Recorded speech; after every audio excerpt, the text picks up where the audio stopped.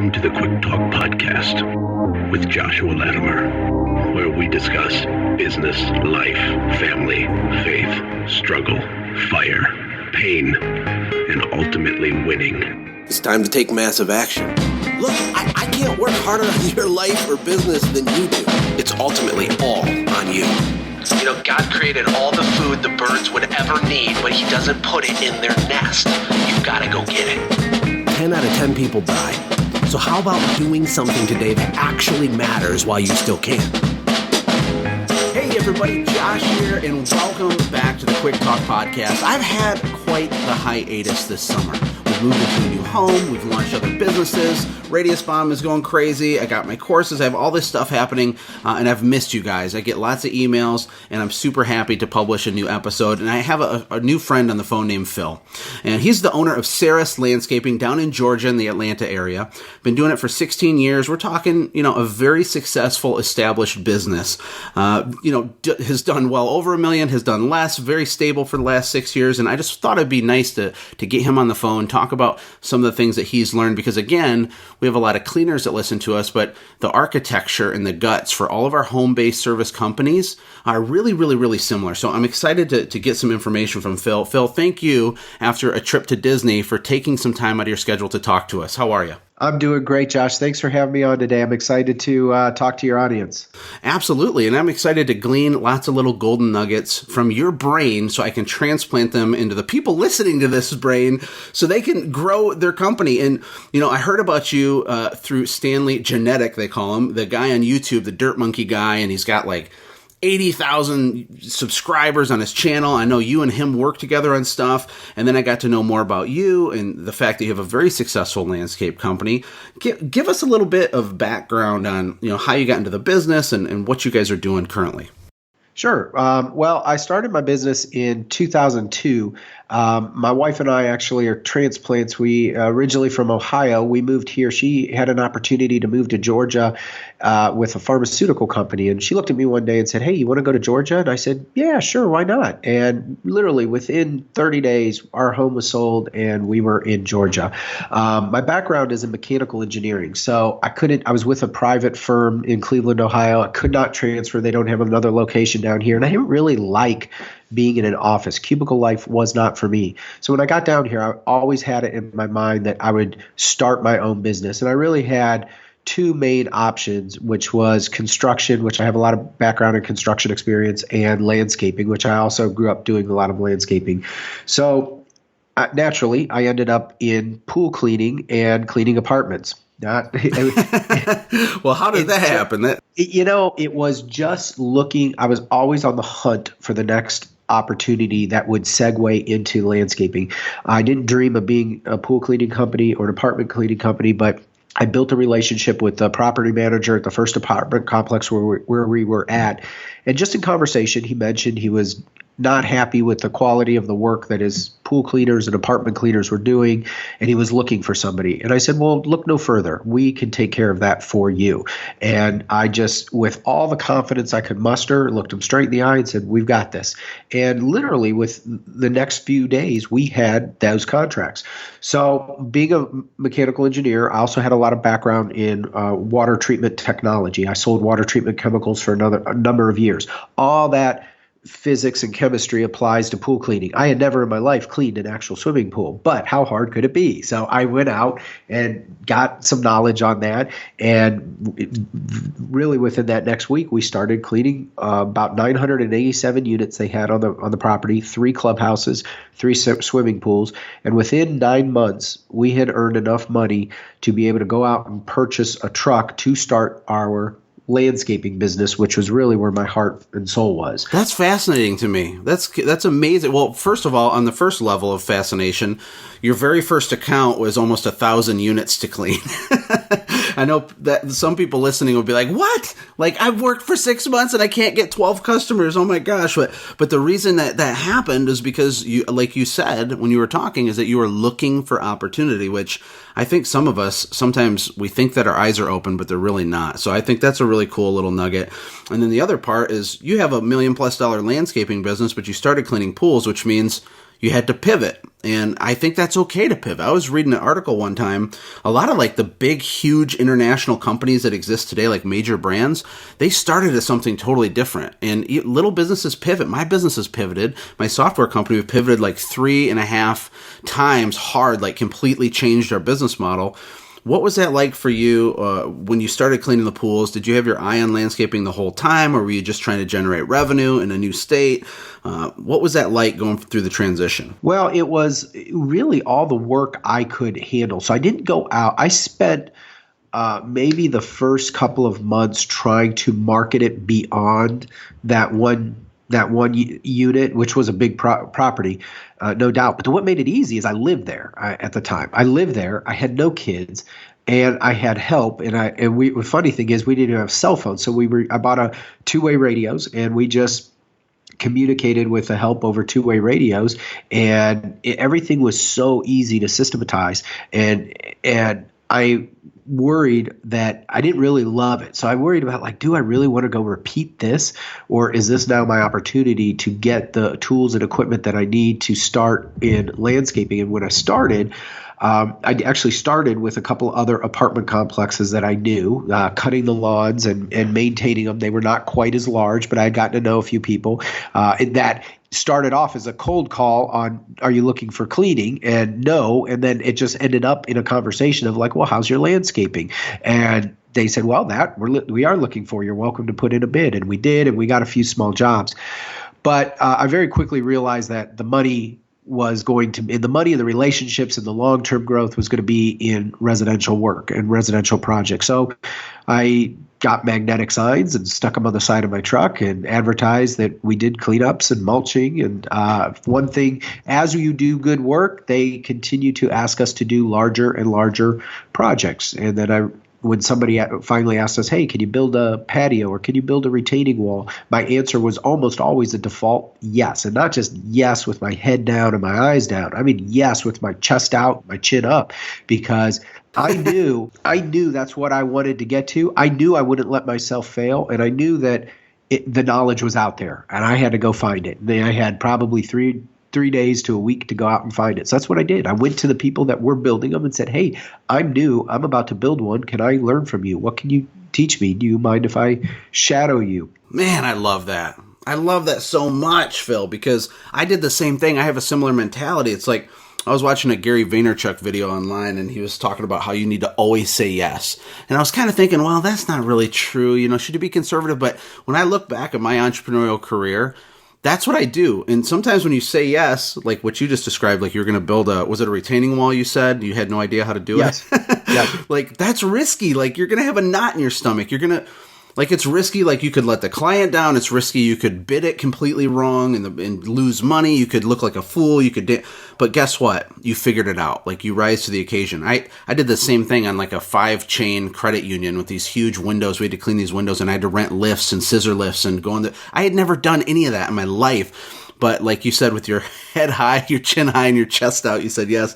I just want to encourage the listeners, like, to really let that sink in, right? Because sometimes, and maybe you've noticed this because I know you work with people in Dirt Monkey University, that people just are so scared they won't put themselves out there, they won't take risks. But that is a common trait that I see among successful people. Would you agree? I would agree. And I think that we see a lot of two schools of thought. You've may have heard the phrase, the riches is in the niches. And then on the other hand, you're familiar with companies that provide all these turnkey type services under one umbrella. And I think sometimes people struggle with like, which one should I be? And there really is not a right or wrong answer on what you should be. There are companies that purely focus on one micro niche in their market and become insanely profitable doing just that. For me, that was not my story. I've always seen myself as a turnkey provider, the ability to say yes to a lot of things. And if you look at the bullet points that are on the side of our truck, they're no longer magnetic signs. Now they're actual vinyl lettering. But you see we list out an awful lot of services. And we actually do provide all of those services. And we actually are really good at providing all of those services. It took time. Those bullet points grew over the years. So I found that there were some things that were easy to subcontract out, but some things aren't. There are still jobs today we will say no to, but I find that for me, saying yes really fit my personality because it scratched the challenge itch that I had. I wanted to be challenged. If I was just doing one thing robotically every single day, I think I'd get bored. And so for my personality, a turnkey business is good. For somebody who wants consistency, certainty, a certain level of stability, and then maybe a niche is a better business model. But either one is good. Just know your personality and how you react to that. Well, I think that's really interesting. This is a really good little mini conversation to have because I actually do talk a lot on my show about how people go too wide instead of deep. And so maybe we can kind of have a back and forth on this because I agree there can be riches in the niches. For example, there's a company in New Jersey, I think it's New Jersey, all they do is gutter cleaning. They do $15 million a year. And then on the other hand, like I tell a story sometimes when I walked into this party store and there was a flyer and it had like 20 services. It was the most junky like Microsoft clip art flyer ever. And it was like, we do cleaning and we do irrigation and we do landscaping and we do, carpet cleaning and we'll walk your dog and we'll babysit your kids, right? Like, it's like, one of them, and speak to this from your perspective, because you do have a successful, stable, 7-figure business, and you say you do all this stuff.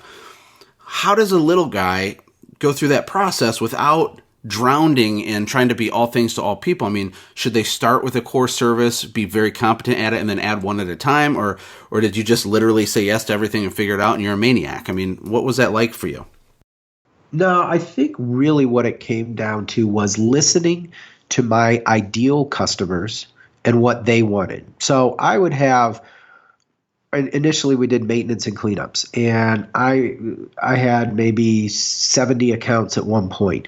And I knew that out of those 70 accounts, there was probably 30 accounts that I really loved the relationship that I had. Those people valued what we did. They never questioned a price increase. They always hired us for all of the extra things, and this is where it gets important. And I knew that there were probably about 40 accounts that could take us or leave us. I mean, they were happy with the work, but if somebody else came in with a lower price, we might have to bid against it or compete against it.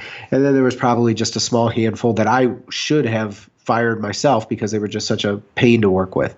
So then I look at that and I say, okay, my ideal customers, the people that I just love working with, they always pay on time, their jobs are profitable. What are they asking me for? They're the ones that are asking me for, can I plant flowers in the fall and in the spring? Can I pull up all their dead bushes and replant them with new bushes? Can I fix their irrigation system on a Tuesday because they just happened to call and there's something wrong with it and they just tried to turn it on? And I'm thinking to myself, like, I don't want anybody else to go onto this property and threaten or jeopardize my business. If this is my best customer and they want me to fix an irrigation head between now and the time I drive over, I can YouTube a video on how to fix an irrigation head and I'll show up and look like a pro. And it may take me an extra couple trips to Home Depot, but once I figure it out for you, now I can start adding to my marketing irrigation repair and sprinkler repair. And these were things that helped us grow. But I was always listening to my very best customers. If they needed it and it was important to them, then I took it to be important to me. Well, I think there's a couple of things. I'm taking notes as you're talking. Number one, you're talking about your very best customers or your perfect avatar. And so many small companies spend like no time even thinking about that because they're in survival mode, right? They'll just take any job. They'll race to the bottom and lower their price by $100 or $1,000 to get the bid, to get the job, and they end up serving the wrong customers, which maybe you have some of those stories. I know I do. That's a nightmare.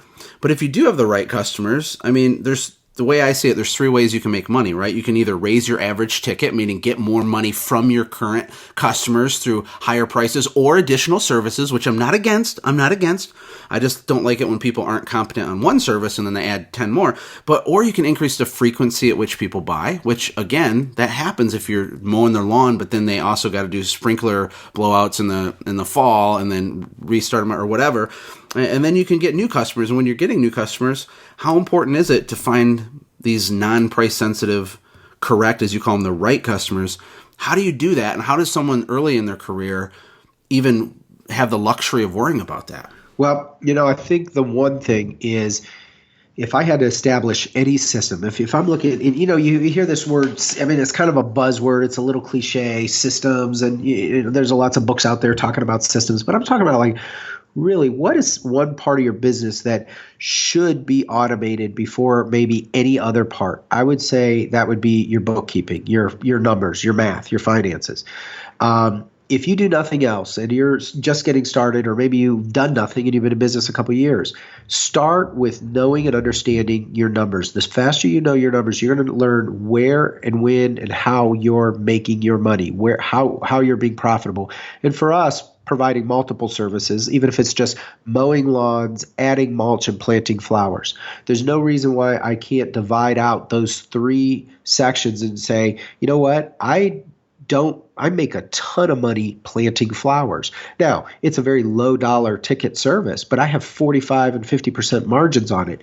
My lawns, I may have 18% margins on it, but I can't get the flower jobs if I don't have the lawn jobs. So who do I want to work for? I want to work for people that need their lawn mowed, but they also need us to do their flowers. That's going to be an important combination for me to make profit on these businesses. So if someone calls me out, the one thing that I want to look at their yard, or one of the qualifying questions I might want to ask them is, do you like to plant flowers annually?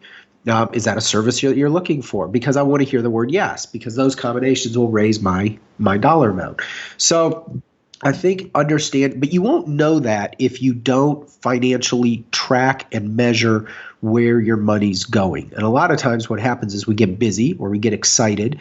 Money comes in. We start getting really busy. Money comes in, money goes out. And we get content and comfortable that so long as enough money's coming in, more money's coming in than going out, we're making money. All the bills are being paid. It doesn't start to rear its ugly head until something major happens in the market or in the economy, something goes down, or perhaps if you're a seasonal business like landscaping is, winter shows up. And then November, December, January comes around and nobody's calling, and all of a sudden you're like, I'm out of money.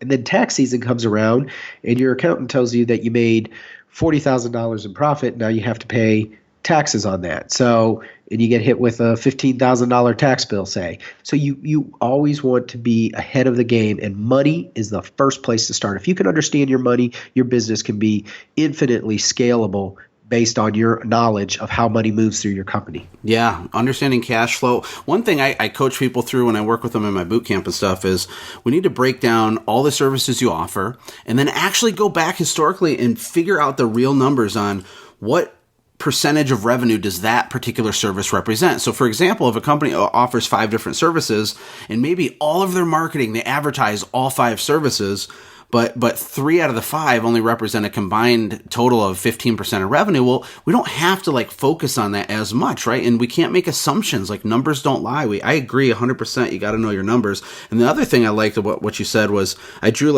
when I'm taking my notes, I drew a little ladder, right? So with internet businesses and software and stuff, one of the things I've learned in the last few years is this idea of a value ladder.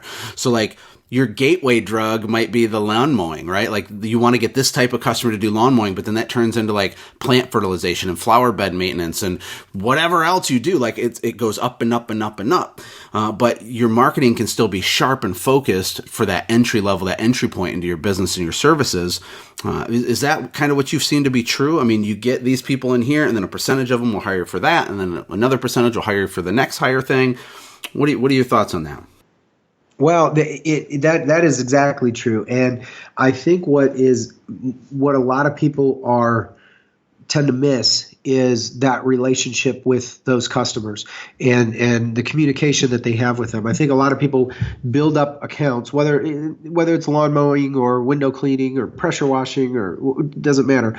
People tend to build up accounts, and as they get busy, they get less and less personal with those customers. If you're not personal with them, if you're not engaged with them, they're not going to see you as a partner for their property, and that will expose you to other opportunities for them to call another contractor.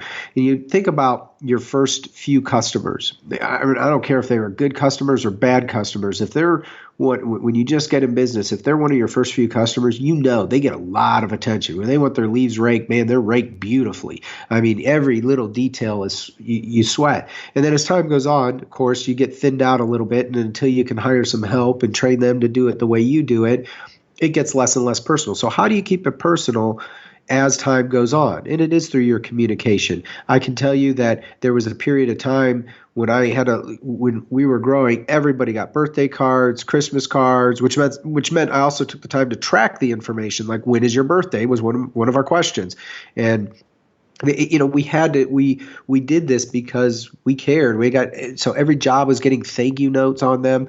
And then as we grew, we did get away from that. And I realized that we lost touch with a lot of those people. So we did end up getting back into that. And now that system is back in place, but it wasn't easy to do. It was easy to let that slide. So you set that as your standards. If you have high standards for your business, and your standard is, we will always make sure our customer knows that we are grateful, appreciative for every bit of work that they give us, through thank you cards, through Christmas cards, through staying in contact. If that's your standard and you keep that standard, you will be able to recreate the same profitable customer set. And you can almost memorize, if this was a computer, you can go memorize that group of people and market to the same type of group of people. What group of people looks exactly like this group of people, and how do I market to them? Oh, that's so good, man. I've talked until I was blue in the face over the last year and a half on the show about what I call relationship marketing. And that's what you're talking about. Like, customer retention, like bringing back, keeping the ones that you already have is so critical. And I got to be honest, it's one of those things that doesn't get people's attention that much when I talk about it. Like, it's so critically true, like retention, like especially if you understand the numbers of how a business grows and the idea of how many new customers come in each month, and then you got to take out the people that leave, but you don't know they left because they don't call and tell you, and why your business gets stuck and your revenue flatlines. Relationship marketing and retention is the answer to that. But for some reason, a lot of little businesses, I don't know, Phil, they just don't think it's important, or they don't believe it, or maybe they just, it's too sexy to find a new customer rather than worrying about getting data on their existing customer. When you work with people, do you see that as a problem as well? I do. And one of the things that I think, well, for me, it's not, I always joke that I have a whole bunch of sales reps out there, even though I don't employ one of them, because so long as my competition is out there not paying attention to their customer, they are selling jobs for me, because that gives me a chance to go in and pay attention to them. But I think also it's fear for some people. Some people are extremely comfortable talking about what they know about, which is landscaping. You want to talk about the direction in which you cut your lawn, the blade height, where they're going to blow the clippings. That could be a very natural conversation. But when they are asked, or when it's suggested that you step outside your comfort zone and talk about their kids, talk about their dog, ask them when their birthday is, all of a sudden people tighten up, because they've never really been trained through school, through interpersonal relationships, to approach people and get to know them as a person, not just as a customer. So they're great at all the basic stuff. But if you want to build beyond that and you really want that relationship, you got to get a little bit personal. You got to share some personal things, ask some personal things, and get to know that person. So if they work on cars, you get to know a little bit about the type of car that they're working on. If they mention in a blurb like, oh yeah, we visited, we went on a European vacation last year, make sure at some point you say, yeah, tell me about that time you went to Europe. How'd you like it, or whatever. But this is rapport building, and sometimes that's uncomfortable for people, so they shut down. So they're not doing it on purpose to be cold. They're doing it because they haven't had a lot of training on really what it's like to go out and just build rapport with people. Yeah, I agree, man. And if you're uncomfortable with doing that, my heart goes out to you, but you're also uncomfortable with profit and building a big business, because that is how you do it, people. Hello, pull yourself together. Like you shake them and you go pew, pew, pew, across their face, like, wake up, love your customers. We used to actually have in our CRM, we'd keep notes of their dog's name and the college that their daughter was attending and all the details, because I'm super excited that the conversation went there, because you're just another successful, 7-figure business person that's reiterating how important this is. So come on, guys, do relationship marketing. So I want to pivot the conversation a little bit. I want to talk about maybe pain and suffering, right? Because you were a mechanical engineer. Sound like your wife had a decent job, right? You're a systems detail guy. So your first account was this glorious 987 unit thing. On the surface, to some people, it might seem like, well, Phil's just got it easy, Josh. You know, it was just cupcakes and lollipops. But, you know, I'm smart enough to know that you had to have had some bumps in the road. Tell us about something that went terribly wrong so we can try to learn from it in your business career, Phil. If you've been in business more than, well, I guess I'll say 10 years now, 10 years ago, then you've been through the economic housing crisis that we had in 2007, 2008, that end of 2007, early 2008. We were at our peak in 2007. We had just bought and purchased a 3-acre property. We had plans. We had rezoned it. We probably put $90,000 into renovating our shop, clearing trees. We were creating a parking lot. Things were going great. And I'm going to put a little asterisk next to that. I'll come back to that. Things were going great on paper as far as the numbers and sales. I will tell you at the same time, I was a mess. I was a stressed out mess during this because all I did was live, eat, and breathe my business. And that is possible to do when you have no children.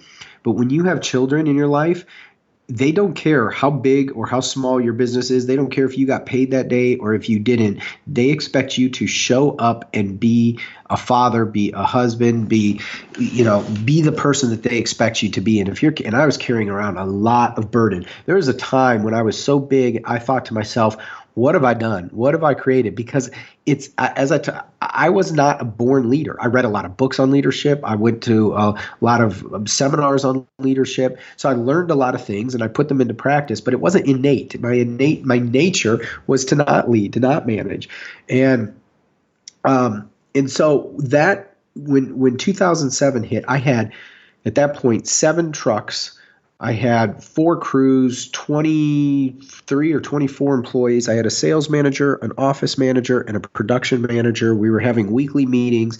I was working very hard to create all the systems that were needed, and the bottom was just falling out. Jobs were not coming in. Big jobs we expected were not closing. The economy was coming apart.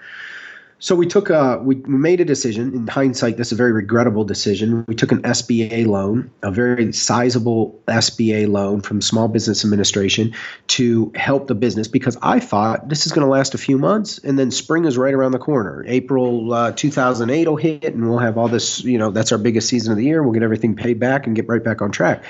But that didn't happen.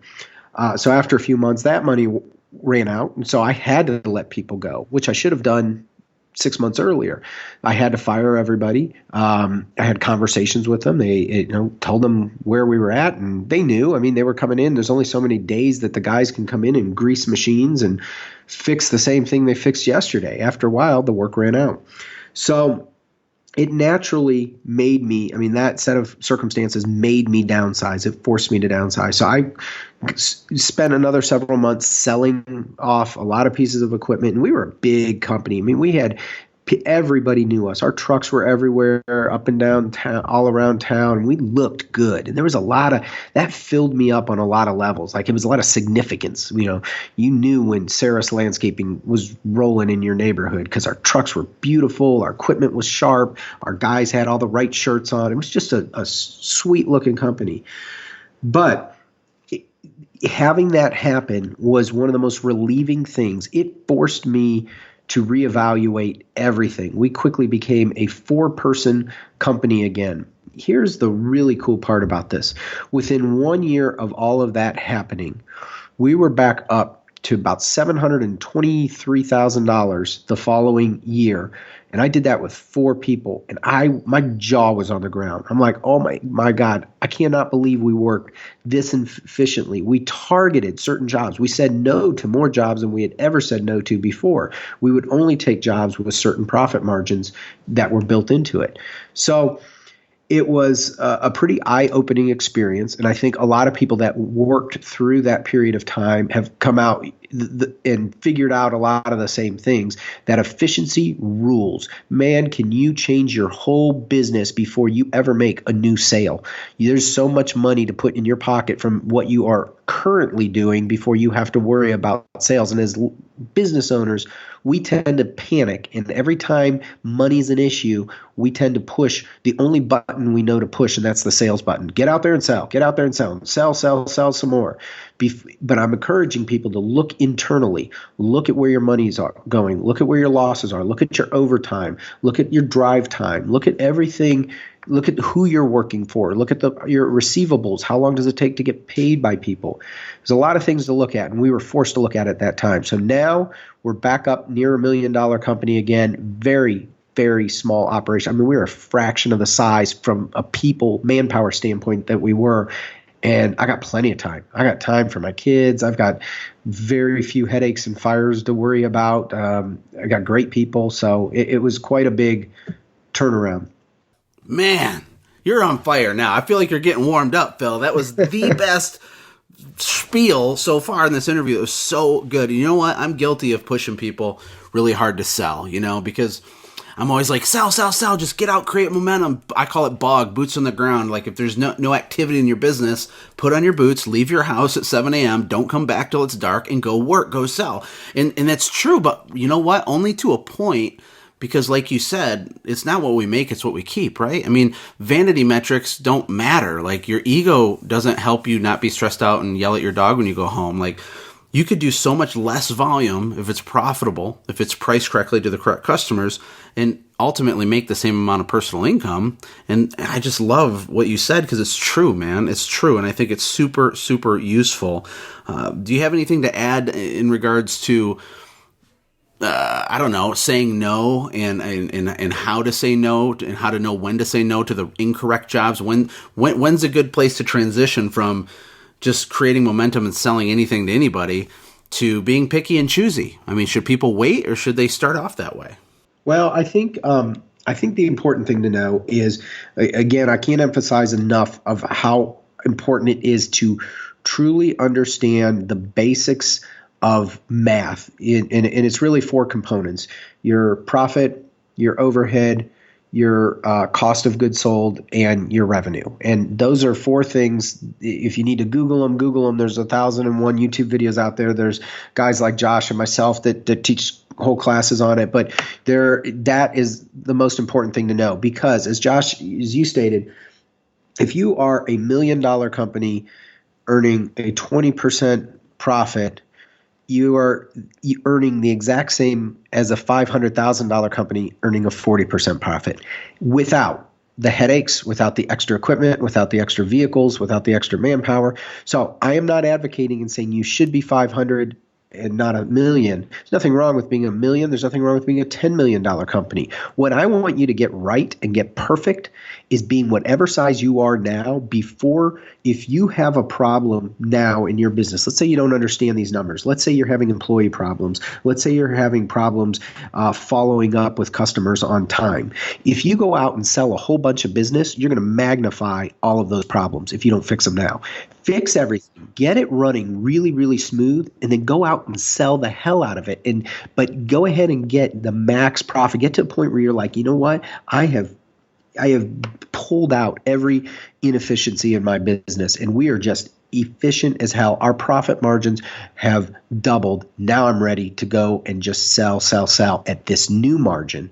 And then you can grow to really however large you'd like to be. Yeah. And you know what? Revenue ultimately is what they call in software and just in the business world, they call it a stress metric.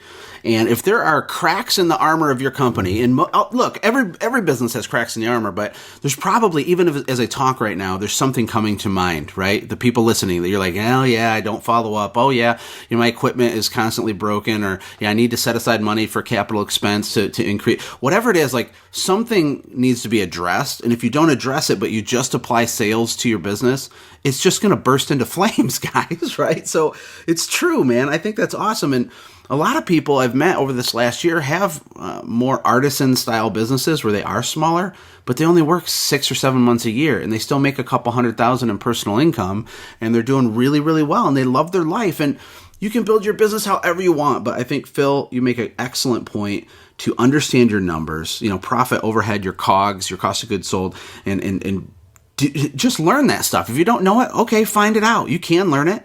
Go figure it out. Put in the time. These things are important. And then don't you teach a lot of these things? I know you partnered with Stan, who I'm hoping to have Stan on here this week as well, because I really want to talk to him about his massive YouTube channel. But you guys have Dirt Monkey University, which is kind of like a little boot camp, right? I mean, can you explain what that is? It's systems and teachings and community and to grow your business. Go ahead and give a plug for that. Sure. Dirt Monkey University is a membership site. It's very reasonably priced. We have, I don't know, probably close to 300 members now, and it is all about education. Every week we deliver webinars. We'll have special guests on.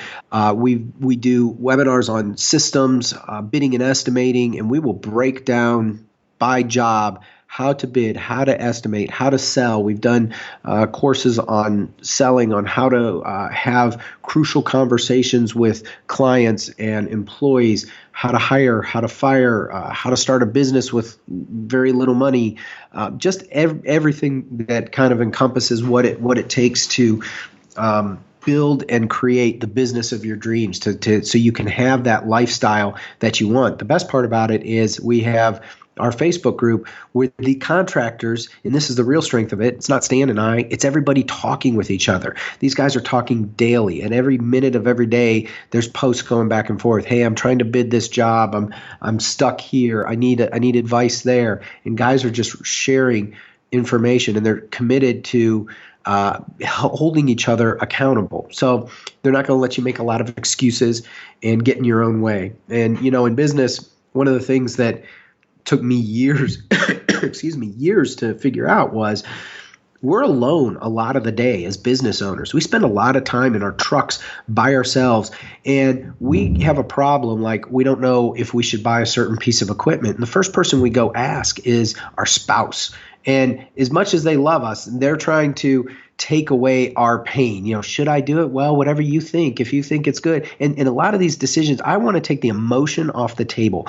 Go to the people that are your peers in your industry that are going to help you, give you an objective opinion and say, no way, dude, you're not ready for this piece of equipment. You don't have enough money in the bank. Or yes, you should buy it, but you should buy it used. You should buy it new. And there's reasons and advantages to do all these different things. But that's what Dirt Monkey University is. It's a membership group where these guys are committed to the growth of each other. Oh, that's a great explanation, man. And it's true. It feels like you're living on an island as an entrepreneur. It can be very lonely. A lot of entrepreneurs get discouraged, and they get very scared and paralyzed by really not having the clarity that they need. One of the catchphrases I use with my Automate, Grow, Sell stuff is, community plus clarity is what gives you the ability to conquer. So community plus clarity equals conquer. You got to know kind of like what to do in what order, and you got to have community of like-minded people, or it's going to be very, very difficult. Few people succeed at a high level in a vacuum. Would you agree, Phil?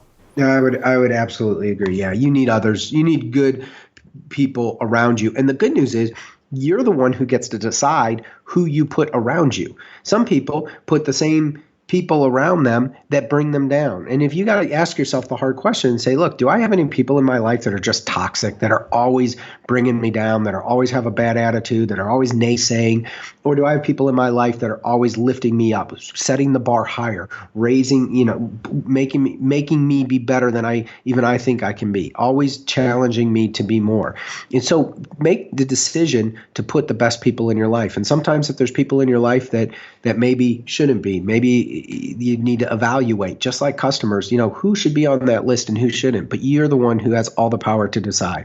Absolutely. Jim Rohn says you're the average of the 5 people you spend the most time with. That's right. Today you've hung out with Josh and Phil, and hopefully you got 3 other really awesome people to spend the rest of the day with. Phil, I appreciate your time. Can you tell us how we can connect with you, where to go to learn about Dirt Monkey University, anything you want to say, and we'll wrap it up. Sure, yeah. Please visit us at Dirt Monkey U. That's just one U, dirtmonkeyu.com. If you'd like to send me a message or ask any questions, you can email me at phil@dirtmonkeyuniversity.com. Awesome. Thank you so much for your time, Phil. Have a good rest of your week. Yeah, thank you, Josh. Have a great week. Hey, thanks for hanging out, friends. And from all of us here at the Quick Talk Podcast team, we hope you loved today's show. We hope that you were inspired to become a doer and not just a listener. Apply what you've heard today in your own business and watch things change for the better. Lastly, remember that all the money in the world can't save your soul. Seek first the kingdom of God, my friends. We'll see you next time. For more information about the Quick Talk Podcast or Joshua's other businesses, visit our website, quicktalkpodcast.com. Have a blessed day.